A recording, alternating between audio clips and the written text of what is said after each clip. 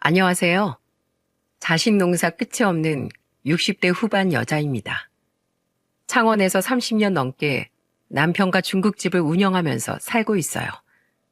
눈이 오나 비가 오나 짜장면 만들어 팔아 죽어라 삼남매를 키워냈답니다. 처음 남편과 결혼을 다짐했을 때도 가정적이고 다정한 모습에 반해 결혼을 결심했어요. 이런 제 성구와는 자식들을 키우면서 다시 한번 남편이 좋은 사람이라는 걸 느끼게 만들어줬습니다. 제가 사연 초반 저를 소개할 때 자식 농사 끝이 없다는 소개를 했었죠. 바로 제 둘째 아들 때문에 저와 남편은 자식 농사가 끝이 없기도 해요. 지적장애가 있는 둘째 아들은 저희 가족에게 아픈 손가락이랍니다. 아픈 아들까지 삼남매가 있다고 하면 다들 힘들지 않냐고 물으시더라고요. 하지만 저는 자식들 셋 키우면서 전혀 힘들지 않았어요. 식당 일이 힘들면 힘들었지 자식들 키우는 건 힘들지 않았네요. 이게 다 든든한 큰딸 덕분이기도 해요. 그런데 이런 소중한 딸이 몇 달 전 큰일을 겪게 되면서 힘든 시간을 보냈답니다. 평소 제 딸을 잘 알던 지인들은 어쩌다 그런 일을 당했냐면서 같이 비통한 심정을 나눌 정도였어요. 어릴 때부터 똑똑하고 착했던 제 딸은 동네 사람들도 인정한 효녀예요. 특히 지적장애가 있던 둘째 아들을 제일 많이 챙겨준 사람도 딸이었어요. 학교에 가면 친구들한테 놀림받기 일쑤였던 둘째 아들 진호를 앞장서서 살뜰히 챙기던 큰딸이었습니다. 어릴 적 한 번은 둘째 아들이 하교하던 길에 같은 반 친구들한테 놀림을 당하고 울고 있었나 봐요. 그걸 본 큰딸이 둘째 아들을 챙기면서 놀리는 그 친구들한테 소리친 겁니다. 야, 누가 내 동생 괴롭히래? 내 동생 건들면 너희들 다 가만 안 둔다고 했지? 아이고, 무서워라. 누나가 가만 안 두면 어쩔 건데요? 나 진짜 경고했었다. 너희들 내일부턴 이렇게 못 다닐 줄 알아. 그날 큰딸은 그렇게 큰 소리를 치고는 둘째 아들 담임 선생님한테 가서 동생이 괴롭힘을 당하고 있다고 말했던 거예요. 그래서 담임 선생님이 해당 학생들한테 따끔하게 한마디 하고 학부모한테 연락까지 한 겁니다. 그 결과 우리 둘째 아들을 괴롭히던 학생들 엄마한테 사과까지 받았네요. 진호 엄마 미안해요. 우리 애가 아직 철딱서니가 없어서 그랬어요. 다 제 불찰이니까 절 탓하세요. 자식 키우는 게 어디 부모 마음처럼 되겠어요? 앞으로 서로 신경 쓰면서 살아야죠. 그래도 이렇게 사과까지 해주셔서 감사해요. 당연히 제가 사과드리는 게 맞죠. 이야기 들어보니까 큰 누나가 선생님께 요목조목 다 말한 것 같던데 야무지고 똑부러지네요. 둘째 아들이 초등학교에 입학했을 때부터 큰딸은 늘 둘째 아들을 챙겨 다녔어요. 자기도 친구들이랑 학교 마치고 놀고 싶을 텐데도 수업이 끝나면 둘째를 챙겨서 집으로 오곤 했습니다. 그때가 초등학교 4학년이었던 딸을 보면서 저는 안쓰러운 마음에 물어본 적이 있었어요. 순애야, 학교 끝나면 친구들이랑 떡볶이도 먹고 친구 집도 놀러 가고 해. 진호는 엄마가 챙길게. 우리 딸도 친구들이랑 놀고 싶을 거 아니야. 아니야. 난 친구들이랑 학교에서 많이 놀아. 학교 끝나곤 진호 보는 게 내 할 일이야. 큰딸의 말에 저는 눈시울을 붉혔어요. 세상에 어른도 힘든 일을 본인이 하겠다고 나서는데 어찌나 마음이 아팠는지 모릅니다. 아무리 형제라도 힘든 게 있을 텐데 한 번도 서운하다는 말 한 적 없던 딸이었어요. 삼남매다 보니까 막내 아들은 뭣도 모르고 둘째 아들만 챙기는 저한테 떼를 부리기도 했었습니다. 엄마 왜 맨날 둘째 형 손만 잡아줘? 나도 엄마 손 잡고 걷고 싶다고. 아무래도 어렸던 막내는 자기보다 형을 더 챙기는 저를 이해 못했던 것 같아요. 그렇게 막무가내로 떼를 쓰는 아이를 보면서 답답할 때가 많았답니다. 아무리 어르고 달래줘도 어린애가 그걸 이해할 수가 있었겠습니까? 그때도 큰딸은 어른스럽게 나서서 막내를 달래면서 조근조근 말했어요. 선우야, 이렇게 울면 안 된다고 했지? 울지 말고 원하는 걸 정확하게 말해야지. 운다고 해주는 게 아니라 네 의견을 정확히 말해야 엄마도 들어주실 수 있는 거야. 뚝 그치고 원하는 게 뭔지 정확하게 말해봐. 큰딸 말에 훌쩍이는 목소리로 말하는 막내를 보니까 안쓰러웠어요. 그래서 저는 그때 막내 아들과 둘째 아들 손을 양손에 잡고 걸었습니다. 손이 두 개라 두 아들 손만 잡고 걷고 있는데 그 뒤를 조용히 따라오는 큰딸이 어찌나 마음이 아팠는지 몰라요. 그날 밤 큰딸 방으로 가서 큰딸한테 제가 미안한 목소리로 말했습니다. 순애야, 순애도 엄마 손잡고 걸어가고 싶지 않았어? 엄마가 맨날 동생들만 챙겨서 엄마 밉지? 아니, 난 엄마 안 미워. 난 엄마가 편했으면 좋겠어. 가게에서도 늘 일만 하는데 집에 와서라도 쉬어야지. 큰딸이라 그런지 철이 일찍 들어서 늘 저를 먼저 생각해 주던 딸이었어요. 장녀라 그런지 커갈수록 부모 도울 줄도 알고 동생들을 먼저 챙기던 딸이 참 믿음직스럽고 든든했답니다. 저희 부부가 같이 장사하면서 애들까지 키울 수 있었던 건 큰딸의 도움이 있었기 때문이에요. 제 딸이지만 정말 입이 마르고 닳도록 칭찬할 만큼 버릴 구석이 하나도 없던 딸이었죠. 동네에서도 효녀라고 소문난 딸이 오랜 꿈이었던 선생님까지 되니까 다들 며느리 삼겠다고 연락도 많이 왔었습니다. 특히 저희 식당 단골이었던 한 손님은 오랜만에 식당에 들렸다가 반가운 목소리로 이런 말까지 했었어요. 사장님, 큰딸 서울에서 초등학교 선생님 됐다면서요? 다른 집에서 데려가기 전에 내가 며느리 삼고 싶은데 우리 아들이랑 밥이라도 한번 먹게 자리 좀 마련해줘요. 우리 딸이라 자리 좀 만들어달라고 번호표 뽑고 기다리는 사람들 줄을 섰어요. 걔가 서울에서 얼마나 바쁜데요. 큰딸이 초등학교 교사가 됐다는 소문이 동네에 나면서 그동안 딸을 눈여겨보던 사람들이 소개 좀 시켜달라고 난리였어요. 어깨가 으슥해져서 다녔는데 그 무렵 딸이 정말 다 죽어가는 목소리로 전화를 한 겁니다.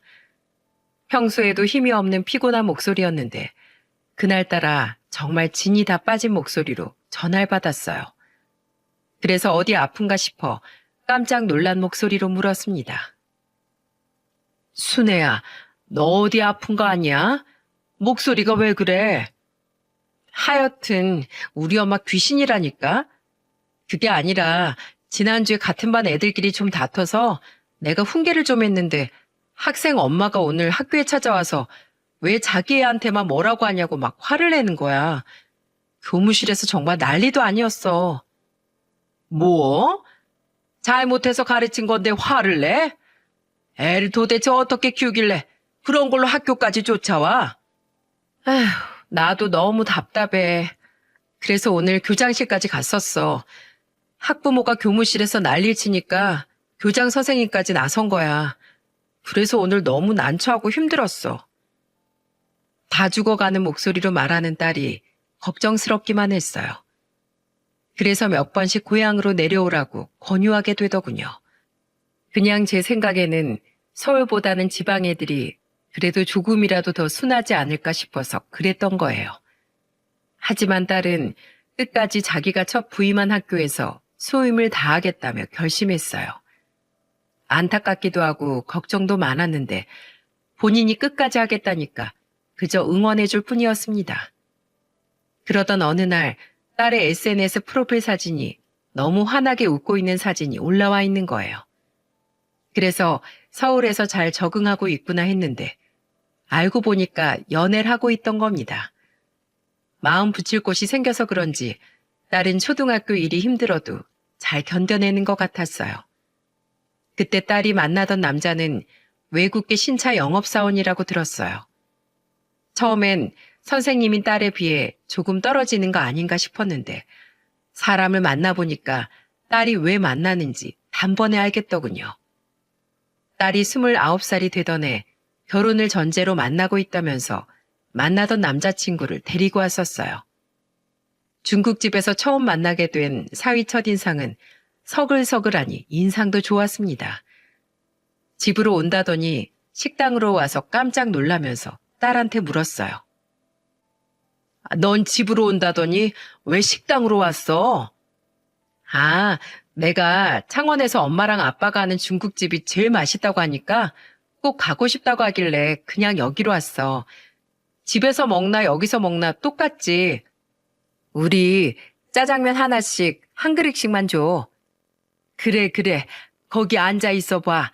내가 탕수육도 얼른 내줄게. 처음 보는 딸의 남자친구에 저는 긴장이 되긴 했어요.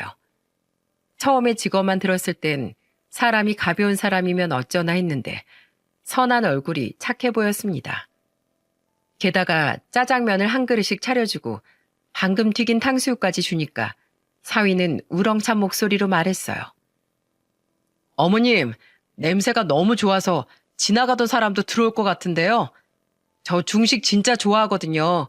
감사히 잘 먹겠습니다. 중식 좋아한다니까 다행이네요. 아까 처음 인사할 때도 목청이 좋더니 원래 목소리가 참 좋은 것 같은데 씩씩한 목소리가 참 듣기가 좋네요. 말씀 편하게 하세요. 저 이제 예비 사이잖아요. 저 점수 따러 온 건데 편하게 아들처럼 대해주세요. 사위는 씩씩한 목소리로 무엇이든지 맡겨만 달라면서 말했어요. 그 씩씩한 목소리를 듣고 있으니까 저까지 힘이 다 나는 것 같았습니다. 에너지 넘치는 사람이 옆에 있으니까 딸도 의지가 됐나 보다 생각했었죠. 그리고 어느새 짜장면을 한 그릇 뚝딱 비운 사위는 감탄하는 목소리로 말했어요. 와, 장모님, 중식 좋아서 짜장면 진짜 많이 먹어봤는데 이렇게 맛있는 짜장은 처음이에요. 저 한 그릇 더 주시면 안 될까요? 서울 가면 계속 이 맛이 생각날 것 같아서 오늘 배 터지게 먹고 가야겠어요. 이 사람이 호들갑은, 아니, 그렇게 맛있어? 서울에 맛있는 게 천질 텐데 짜장만 생각이 나겠어? 저 오늘 2그릇은 먹고 가야 서울 다시 갈 수 있을 것 같아요. 한 그릇 더 주세요. 호들갑스럽게 말하는 사이가 나쁘진 않았어요. 말도 잘하고 싹싹한 모습이 어른들 대하는 모습도 예의가 바른 모습이었습니다. 그날 중국집에 노부부가 손님으로 왔었는데 식사를 끝낸 사이가 물까지 직접 떠다 주면서 손님 응대를 하는 거예요. 원래 물은 셀프라고 써 있는데도 노부부를 위해서 물까지 떠다 준 겁니다. 그러더니 살가운 목소리로 말했어요. 여기까지 오시느라 고생 많으셨죠?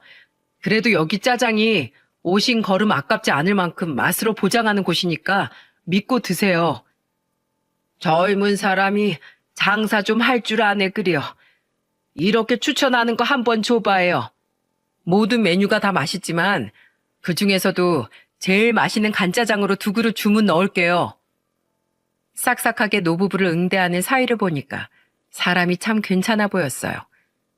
요즘 젊은 사람들은 나이 든 사람들이 있으면 불편해한다는데 그런 기색도 없이 서빙도 척척 해냈습니다. 식사 시간엔 일손이 모자라게 정신이 없었는데 사위 덕분에 저녁 장사도 무사히 마쳤던 날이었어요. 그 후 집으로 자리를 옮겨서 남편과 사위가 한잔했습니다. 그때 남편은 사위한테 진지한 목소리로 말했어요. 우리 순애 큰딸이라 양보만 하면서 컸네. 제일 기특하고 착한 딸인데 우리 부부한텐 제일 미안함이 큰 자식이기도 하네. 10손가락 깨물어서 안 아픈 손가락 없다만 제일 아픈 손가락이 있지 않겠나. 네, 아버님. 정말 훌륭하게 키워주신 만큼 정말 순애가 행복할 수 있게 제가 최선을 다하겠습니다. 저만 믿어주세요. 장모님 장인어른 실망하는 일 없게 정말 행복하게 살겠습니다. 남편은 사위를 보면서 신신당부하면서 순애만 행복하면 된다고 말했어요. 그러자 사위는 한 채의 망설임도 없이 순애를 행복하게 해주겠다며 다짐했습니다. 그리고 그날 이후 사위는 그 다짐을 증명이라도 하듯 저희한테도 참 잘했었어요. 저희 아들은 창원에서 오래 살아서 그런지 의젓하고 착하긴 해도 살가운 표현을 자주 하는 아들은 아니었어요. 그런데 서희는 어쩜 그렇게 표현을 잘하는지 서울과 창원 거리가 멀어서 자주 볼 수는 없었는데 가끔 가다 한 번씩 오면 꼭 막내 아들처럼 남편한테 살가운 표현을 했습니다. 장인어른, 못 본 사이에 더 젊어지셨어요. 이 사람이 입에 침이나 바르고 말해. 근데 자네 오늘도 식당에 나가려고? 뭐하러 올 때마다 같이 식당 일을 하려고 그래? 그냥 쉬고 있게. 우리도 그래야 마음이 편하지. 제가 자주 오면 얼마나 자주 온다고 그러세요. 주말이라 일손도 부족하실 텐데 믿고 맡겨주세요. 사위는 주말이라고 내려오면 꼭 식당으로 나와서 일을 직접 나서서 돕는 거예요. 나오지 말라고 해도 기어코 나와서 돕는 걸 보니까 저도 사람이 달라 보이기 시작했습니다. 처음에 직업만 듣고 편견을 갖던 제가 미안할 정도였죠. 사람이 싹싹하고 수더분한 모습을 보니까 순의 짝으로 딱이다 싶었습니다. 그래서 둘은 양가의 축복을 받으면서 결혼식을 올리게 됐어요. 그 후 순애는 손자까지 낳고 행복하고 안정적인 결혼 생활을 살고 있었답니다. 그리고 결혼 4년 차쯤 선생님과 엄마 사이에서 힘들어하던 순애를 잡아주던 사람도 사이였어요. 그때 큰딸이 6학년 담임을 맡았는데 그때 정말로 멀리 살던 제가 느낄 정도로 힘들어 보일 정도였습니다. 한 번은 명절이라고 딸이 손자를 데리고 사위와 같이 왔었는데 어떤 양념통을 보고 기겁을 하는 거예요. 그래서 뭘 보고 저러나 하고 봤더니 까나리 액젓이었어요. 그래서 헛구역질까지 하는 딸을 보고 저는 의아한 목소리로 물었습니다. 이게 뭐라고 이걸 보고 헛구역질까지 해? 너 혹시 둘째 생긴 거 아니야? 둘째는 무슨 그런 거 아니야. 지난달에 내가 맡은 반 학생이 내 텀블러에다가 이걸 담아둔 거야. 뭐? 까나리 액젓을 텀블러에다가? 아니 그걸 왜? TV에서 연예인들이 하는 거 보고 장난친 거 같은데 커피인 줄 알고 마셨다가 정말 죽는 줄 알았어. 아니 뭐 그런 놈들이 다 있어. 아무리 애들이어도 너무한 거 아니냐? 그걸 그냥 뒀어? 학부모한테 말하긴 했는데 속이에 경일기지. 요즘은 학교 선생님이 사고 쳤다고 집으로 전화해도 씨알도 안 먹혀. 그래도 그렇지. 이런 애들은 따끔하게 혼을 내야지. 선생님한테 이게 뭐 하는 짓이야? 요즘 애들이나 학부모나 옛날 같지 않아. 난 내 새끼 외동이라도 절대 그렇게 안 키울 거야. 옳고 그른 건 확실하게 알려줄 거야. 정말 딸의 이야기를 들을수록 저는 경악을 금치 못했어요. 저는 둘째 아들 키우면서도 잘못을 하면 따끔하게 다시는 그런 실수 못하게 단속했었어요. 그런데 요즘은 부모들이 나서서 자기 자식 감싸느라 바쁘다는 겁니다. 이게 말이 됩니까? 안에서 새는 바가지 밖에서도 새면 당연히 부모가 단속을 해야 된다고 생각했는데 요즘은 그런 기본적인 개념도 없나 봅니다. 그래서 사위가 저와 딸이 하는 이야기를 듣고 노발대발하면서 말하더군요. 장모님, 말도 마세요. 전 가끔 이 사람 얘기 듣다 보면 제가 이 사람 보호자로 가서 학교 다 뒤집어 엎고 싶다니까요. 진짜 쫓아가서 위에라도 항의하고 싶은데 이 사람이 그러지 말라고 말려요. 아, 그러니까 이렇게 뒤늦게 듣는 나도 다 속 터지는데 자네 노죽하겠나. 아유, 세상이 말세네 말세야.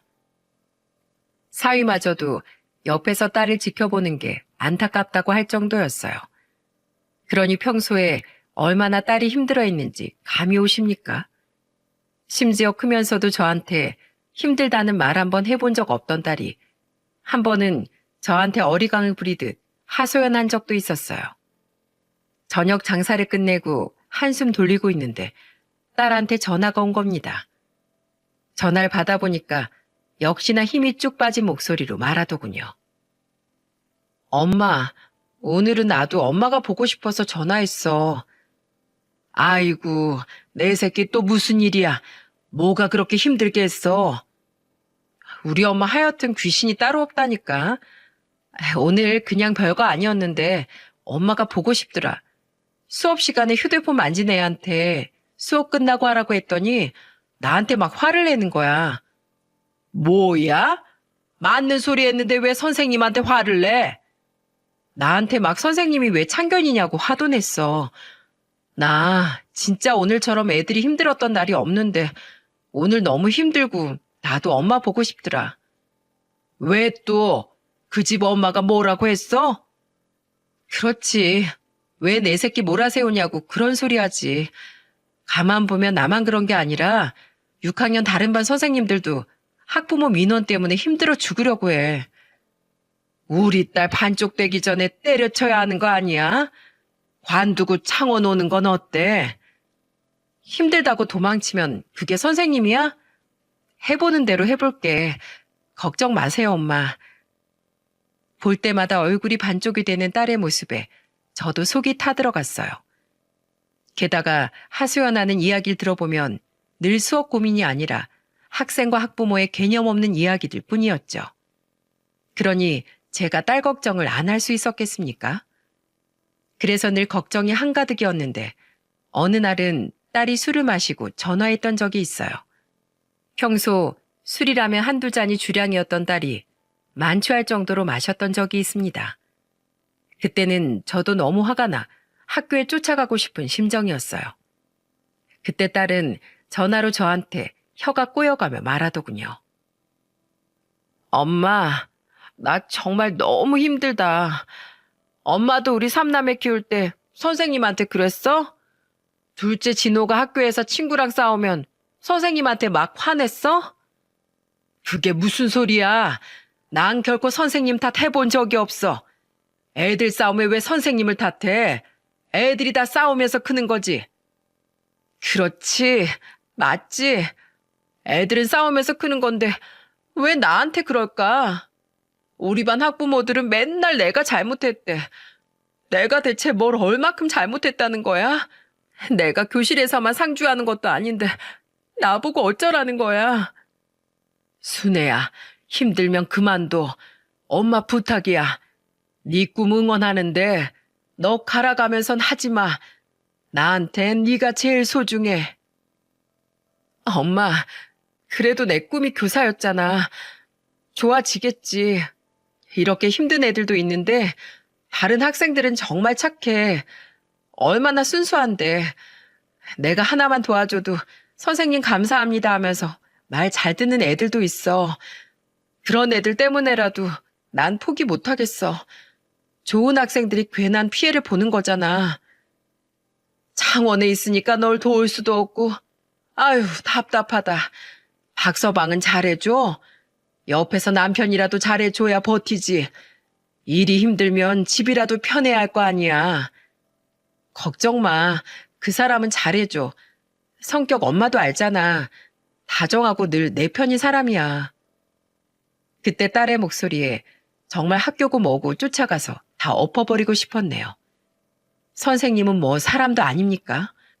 다 부모가 있는 평범한 사람인 건데 왜 선생님이라고 해서 학생을 떠받들어야 하는 건가요? 요즘 교권이 땅에 떨어졌다는 말은 들었지만 이 정도일 줄은 몰랐습니다. 그렇게 제 딸은 힘들어하면서도 자신을 잘 따르던 다른 학생들 때문에 끝까지 버텼어요. 그 시간이 어느덧 7년이라는 시간이 흘러 있었습니다. 그래도 하나 있는 사이가 든든하게 제 딸 곁을 지켜주니까 믿음직스러웠죠. 생일에 바빠서 창원까지 못 오면 용돈을 보내주면서 미안한 목소리로 말했습니다. 장모님, 정말 죄송해요. 장모님 생신이라 제가 날짜를 좀 빼려고 했는데 마침 차 계약 고객이 있어서 이번에 못 내려갈 것 같아요. 대신 용돈 두둑이 보내드렸으니까 꼭 좋은 밥에 좋은 옷 사 입으세요. 항상 감사드려요. 아이고, 뭐하러 돈을 보냈어? 신경 쓰지 말래도. 그래도 장모님 생신인데 제가 어떻게 그냥 넘어가요. 걱정 마시고 편하게 쓰세요. 사위는 멀리서도 늘 저희 부부를 챙기던 사위였어요. 장마가 오면 비 피해는 없냐면서 안부 전화도 하고 제철이 되면 제철 과일까지 챙겨 보내던 사위였답니다. 그 덕분에 저희 부부는 사위가 아니라 아들이 하나 생긴 기분이었어요. 그런데 정말 아들 같던 사위가 달라지기 시작한 건 딸이 결혼한 지 8년 차쯤 됐을 때였답니다. 사람이 조금 변한 것도 아니고 갑자기 180도 변하니까 어안이 다 벙벙할 정도였죠. 오죽하면 몇 달째 강간무소식인 사위가 전화를 안 받길래 딸한테 전화해 무슨 일이 있는지 물었던 적이 있었습니다. 박서방, 무슨 일 있어? 요새 통 연락이 안 되네. 바빠서 그래. 신경 쓰지 마. 요새 너무 바빠서 집에 오자마자 잠자기 바빠. 나도 제대로 말하기 힘들다니까. 그 정도야? 대체 얼마나 바쁘길래? 요새 애는 봐주기는 해? 혹시 너 혼자 다 하는 거 아니야? 그럴 정도는 아니야. 그 사람이 한 달에 500만 원씩 버는데 당연히 바쁘지. 걱정 마셔. 서울에서 일하느라 바쁜 사람이니까. 저는 걱정스럽게 물었는데 딸이 아무렇지 않게 말하니까 별일이 아닌가 보다 했어요. 정말 바쁘다고 믿었던 겁니다. 그런데 한 번은 남편이 사위한테 물어볼 게 있어서 전화를 했던 적이 있어요. 서울 사는 친구가 차를 산다길래 사위한테 계약하게 하려던 거였죠. 이런 속내도 모르고 남편 전화를 받은 사위가 대뜸 화를 내면서 말했다는 거예요. 아, 진짜 장인어른. 저 바쁘다니까 왜 이렇게 전화를 하세요? 네? 저 영업하는 사람인 거 모르세요? 이런 식으로 쓸데없는 전화하다가 계약 전화 놓치면 어떡하라고요? 뭐? 지금 자네 나한테 소리친 건가? 장인이 사위한테 전화하는 게 뭐가 그렇게 죄라고 소리를 쳐? 이것도 엄연히 영업 방해잖아요. 전화기 2대 쓰는 것도 아니고 이거 1대인데 이런 영양가 없는 전화하면 전 어떻게 일해요? 영양가 없는 전화? 서울에 있는 친구가 차 산다길래 전화했더니 자네 정말 안 되겠네. 원래 이런 사람이었나? 네? 신규 계약이요? 그럼 미리 말을 하셨어야죠. 됐어. 자네 같은 판매사원 연결했다가 친구한테 싫은 소리 듣기 싫으니까 끊으세. 남편은 사위를 도우려다가 낯선 모습에 기겁하고 끊었던 적도 있습니다.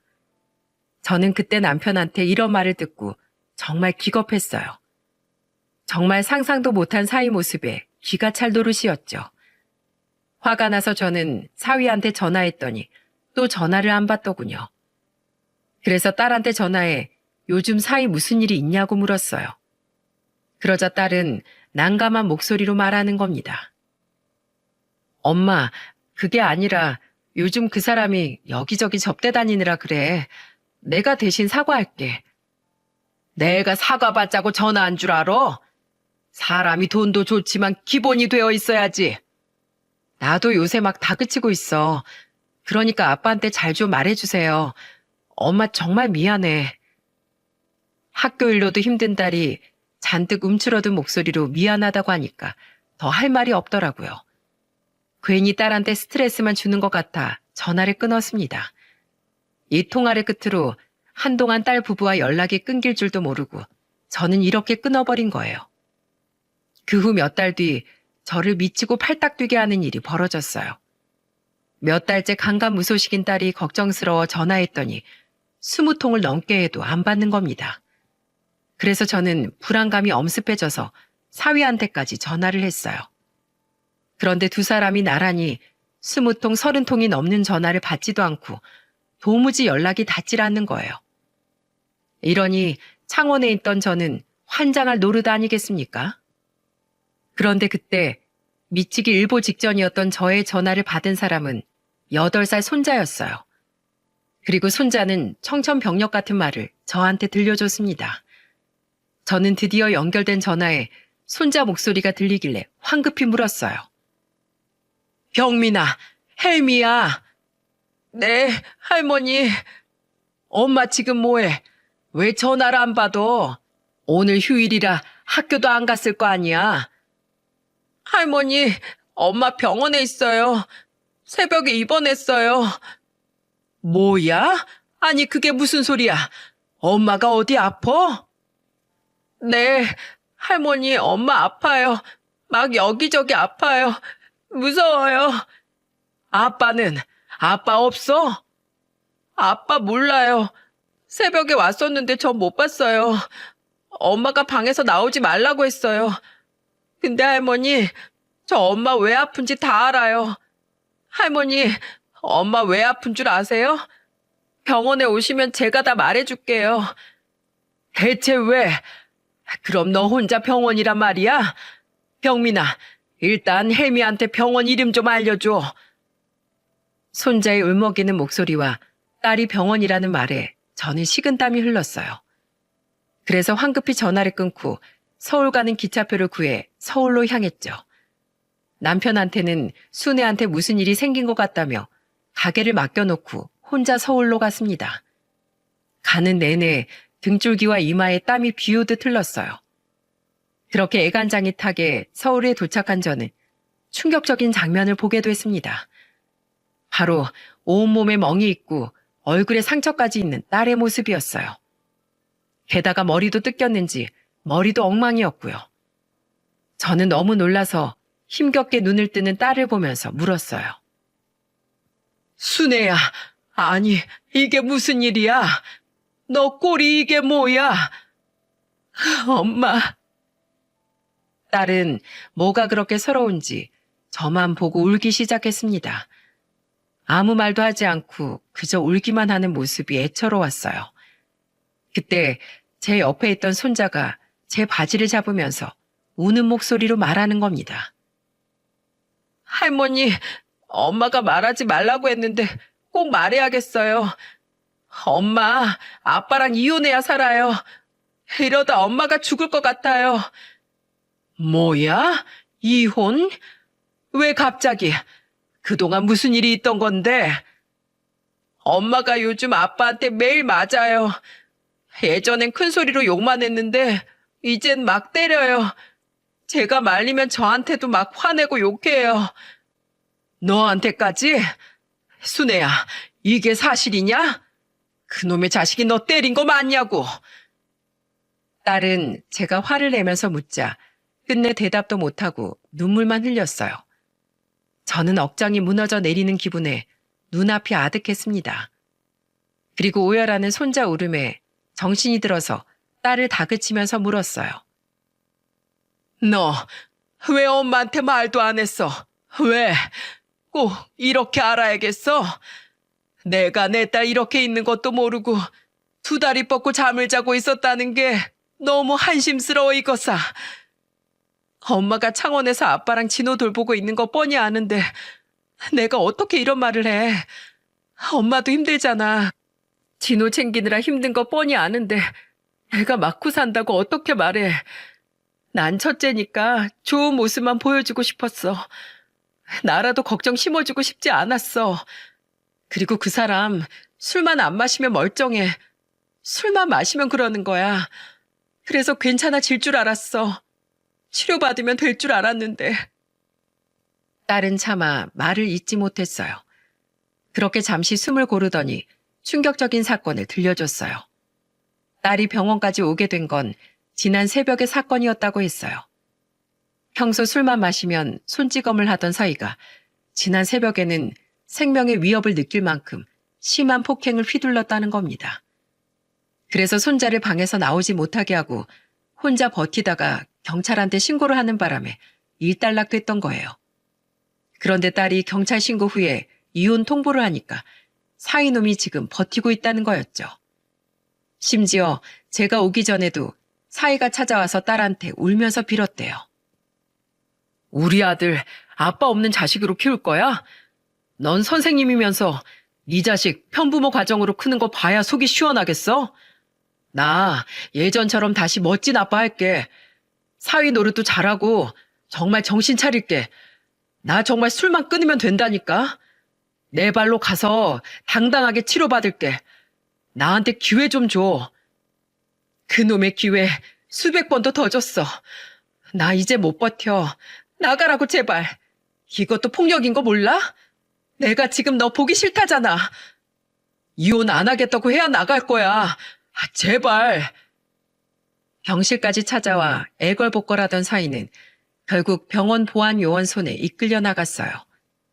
딸은 극심한 트라우마로 사이놈 얼굴만 봐도 벌벌 떨었다고 했습니다. 그런데 그놈은 이혼하기 싫다고 무조건 대화를 하려고 했던 거예요. 저는 본색이 나온 그놈 실체에 어안이다 벙벙했어요. 심지어 술 먹고 폭행했던 사유가 뭔 줄 아십니까? 글쎄 회사에서 받은 스트레스를 제 딸한테 풀고 있던 거예요. 원래부터 술만 마시면 개가 되는 놈이었는데 그동안 본색을 숨기고 있던 거죠. 그러다가 실적 부진으로 일하던 지점에서 밀려나게 생기니까 딸한테 화풀이를 했던 거예요. 딸은 울먹거리면서 그동안 있던 일을 털어놓더군요. 생활비도 안 준 지 오래됐어. 그냥 일 때문에 그런 줄 알고 난 스트레스 풀라고 둔 건데 그게 점점 심해지는 거야. 그래서 어젠 나도 새벽에 술 마시고 올 거라고 하니까 뭐라는 줄 알아? 뭐라는데? 그 자식이 대체 뭐래? 남자랑 여자랑 다른데 나보고 왜 기어오르냐는 거야. 그러면서 남자랑 놀아나려고 그러는 거냐고 날 막 때리기 시작했어. 엄마, 나 너무 무서워. 이제는 무서워서 못 살겠어. 결국 딸은 쓰레기 같은 놈의 폭력을 견디다 못해 이혼을 택했던 거예요. 심지어 딸은 그동안 꼼꼼한 성격 탓에 성격 차이로 심리적 고통도 컸던 것 같았어요. 생활비도 안 주고 뭐라고 하면 잔소리한다고 지랄하는 놈이랑 살면서도 시골에 있는 부모가 걱정할까봐 혼자서 다 견디고 있던 겁니다. 그 소리를 전부 들으니까 저는 더 이상 참을 수 없어서 그 자식한테 문자를 남겼어요. 너 5분 안에 전화 안 하면 네 직장 내일 찾아가서 엎어버릴 거야. 좋은 말로 할 때 전화해서 해명해. 그동안 그렇게 전화해도 안 받던 놈이 제 문자 한 통에 5분도 안 돼서 전화를 하더군요. 도둑이 제발저린가 아닙니까? 그런데 아무렇지 않은 목소리로 뻔뻔하게 말했습니다. 장모님, 오해가 있어요. 지금 오해하신 것 같은데 제가 가서 설명할게요. 장모? 내가 왜 네 장모야? 술 처마시고 실수했으면 마누라 옆을 지켜야지. 무릎을 꿇어도 시원찮은 판에 어디 숨어 있는 거야? 난 이대로 가만히 못 넘어가. 사람이 죄를 지었으면 벌을 받아야지. 내가 내 손으로 너 이혼시키고 처벌받는 것까지 꼭 볼 거야. 오해라고요, 진짜. 닥쳐. 내 딸 몸에 손댄 놈이 함부로 입을 놀려?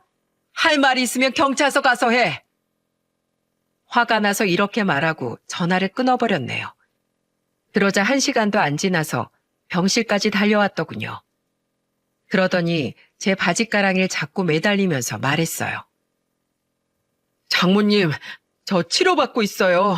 진짜예요. 사실 저 술만 마시면 충동 조절이 잘 안 되는데 아시잖아요. 순애 말이 좀 가르치는 말투라 그동안 자주 싸운 건 사실이에요. 근데 저 맨정신일 때 멀쩡했어요. 야, 내 딸이 샌드백이야? 분노가 올라오면 사람 쳐도 된다는 거야? 나 지금 열받았으니까 널 좀 쳐도 되는 거냐고. 어딜 사죄해도 모자랄 판에 변명이야? 나가. 당장 나가. 경찰서 가서 해명하던지 콩밥을 먹던지 하고 당장 여기서 나가. 딸은 제가 사위를 억지로 끌어내는 모습을 보고 고개를 돌려서 울고 있었어요. 저는 그런 딸을 달래 몸에 있는 상처와 멍사진을 전부 찍어뒀습니다. 그리고 진단서까지 받아서 결국 경찰에 신고를 하기로 결정했어요. 그리고 딸은 퇴원 전 변호사까지 선임해 이혼 소송을 하기로 다짐했습니다. 지 잘못도 모르고 끝까지 이혼 못한다고 버티니까 별 수 없었어요. 그런데 며칠 뒤 딸이 퇴원하던 날 쓰레기놈 엄마가 찾아왔더군요. 손자를 챙겨주느라 잠시 병실을 비웠더니 정말 환장할 일이 벌어지고 있던 겁니다. 딸 입원실이 소란스럽길래 가보니까 개념 상실한 여편네가 딸한테 소리치고 있더라고요. 야, 너 아무리 남편이 때렸다 해도 지 남편을 고소해? 이거 아주 못된 년이네. 그러니까 맞고 살지. 우리 착한 아들이 괜히 그랬겠어? 이래서 집안의 여자가 잘 들어야 하는 거야. 너 평소에도 내가 남편 잡고 살지 말라고 말했지? 경고했어, 안 했어? 지금 이게 가해자 부모가 피해자한테 할 소리입니까? 이 소리에 눈이 돌아간 저는 병실 문을 박차고 들어가 화를 내면서 말했어요. 야, 어딜 감히 엄한 내 딸을 잡어? 나이 먹고도 자식을 그렇게 감싸고 돌아? 지금 진짜 잡아 족칠 놈이 누군데 여길 와서 행패야, 행패길. 사돈, 말이 좀 심하네요. 누굴 족친다는 겁니까? 설마 제 아들 말인가요? 알긴 아나 보네. 짐승 같은 놈 아들로 키웠으면 미안하다고 싹싹 빌어도 모자랄 판에 뭐 경고? 말 다 했어? 너야말로 그딴 아들 간수 못한 걸로 나한테 혼 좀 놔볼래? 아, 무식한 여자랑 말이 안 통하네. 며느라이랑 얘기할 거니까 빠지라고. 내 딸이 싫다잖아. 경찰 부를 거니까 버텨보던지. 오늘 아주 잘 걸렸다. 뭐? 경찰? 내가 내 며느리 보러 오는데 뭐가 죄야? 우리가 무슨 큰 죄를 지었다고 경찰을 부르냐고? 아직도 그 죄를 몰라? 내가 아주 홍군형을 내서라도 그 죄를 알게 해줄까? 내 새끼 태어나는 거 보여 안 보여? 병원이 무슨 호텔도 아니고 여길 왜 왔겠냐고? 나도 한 주먹 하는데 주먹 좀 휘둘러 볼까? 어머 어머, 팔은 왜 걷어? 미쳤나 봐. 뭐야? 맞아 보려고 기다리고 있는 거야? 어? 어디 맛 좀 봐라. 엄마야, 사람 살려. 팔까지 걷어가면서 욕하니까 소리를 지르면서 주랭랑을 쳐버리더군요. 제 딸이 이런 집구석이랑 엮인 채 8년이나 살았다는 게 소름이 돋았어요. 그렇게 딸이 겨우 태어나나 싶었는데 원수 같은 놈이 또 온 거예요. 그런데 그놈의 자식이 아직 아픈 제 딸 어깨를 힘을 주고 잡으면서 비는 겁니다. 내가 잘못했어. 우리 다시 시작하자. 다신 이런 일 없게 할게. 진심이야. 아! 딸의 아픈 어깨를 잡은 사이놈 손을 보자마자 눈이 돌아서 들고 있던 짐을 바닥에 내동댕이 치고 냅다 그놈 손을 있는 힘껏 깨물어 버렸어요. 야, 너 어딜 감히 내 딸 어깨를 잡어? 오늘 정말 너 죽고 나 사는 꼴 볼래? 너나 니 애민 뻔뻔한 게 유전이냐? 여기가 어디라고 와? 아, 장모님, 그게 아니고요. 너 때문에 내 딸 어깨 고장나면 난 너 사람 구실 못하게 만들러 쫓아갈 거야. 알겠어? 너 몸 사리고 살아. 너만 주먹 쓸 줄 아냐? 이가 없으면 이 몸이라도 너 물어 죽일 거야. 알겠어? 장모님, 잘못했어요. 제발요. 입은 삐뚤어져서도 말은 똑바로 해. 누가 니 장모야? 딸은 제가 사이놈 손목을 있는 힘껏 돌려버리려고 하니까 저를 말렸어요. 그리고는 쓰레기 놈한테 소리치면서 말하더군요. 마음 같아선 내가 더 쥐어 패고 싶은데 그래도 내가 좀 배웠으니까 너랑은 법적으로 싸울 거야. 알겠냐, 이 무식한 놈아. 어디 네가 법 앞에서도 그렇게 뻔뻔한지 보자. 협박 아닌 협박을 내뱉은 딸은 저와 손자를 데리고 택시를 타러 나갔습니다. 그리고 택시를 타러 가면서도 사시나무 떨듯 떠는 딸을 보니까 제 마음이 너무 아팠어요. 그렇게 병원을 나온 저와 딸은 집으로 돌아와 딸은 제 품에 안겨 엉엉 울더군요. 어릴 때도 투정 한번 안 부리던 딸인데 가슴이 찢어졌습니다. 그렇게 딸은 경찰 신고도 하고 변호사를 선임해서 이혼 소송까지 진행했어요. 너무도 당연한 결과였지만 딸은 양육권 친권까지 전부 가져오게 됐어요. 심지어는 위자료와 재산 분할까지도 딸이 유리한 방향으로 이끌었습니다. 그런데 소송이 딸이 유리한 방향으로 가니까 그놈은 또 한 번 본성이 나오더군요. 휴가를 내고 잠시 쉬던 딸한테 그놈은 끝까지 술을 퍼마신 채 전화해서 악다구니를 썼습니다. 당장 소송 취하해라. 나 열받으면 너 하나 보내는 거 일도 아니야. 어딜 감히 덤벼? 넌 진짜 안 되겠다. 너 협박하는 것도 다 녹음했으니까 이것도 다 증거로 쓸 거야. 알겠냐? 어디 미친년이 남자한테 덤벼? 이런 삐리리야. 전화기 밖으로 들리는 욕설에 저는 참다 못해 딸의 전화기를 뺏어 들었습니다. 야, 쫓아와봐. 아주 내 눈에 띄면 너 다리 몽둥이 부러질 줄 알아. 나 진짜 험한 욕하고 싶은데 내 입이 더러워서 참는 줄 알아. 아줌마가 뭔데 참견이야? 내가 누군지 알아? 딸은 녹음되고 있다면서 욕을 하려는 저를 막으면서 전화를 끊어버렸습니다. 결국 그 마지막 전화까지 증거로 싹 다 수집해서 경찰에 넘겼어요.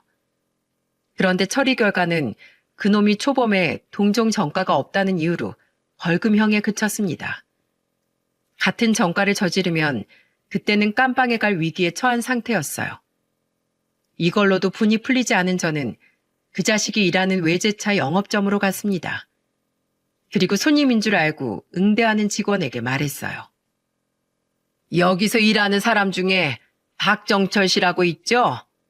그 사람 예전 장모였던 사람인데 그 직원에 대해 긴히 할 말이 있으니까 윗사람 좀 불러주세요. 네? 왜 그러시죠? 저한테 말해주시면 전달하겠습니다. 그럼 됐어요. 본사에 확 찔러서 여기 상사한테 가는 게 빠르겠네. 잠시만요. 제가 말해보고 전달 드리겠습니다.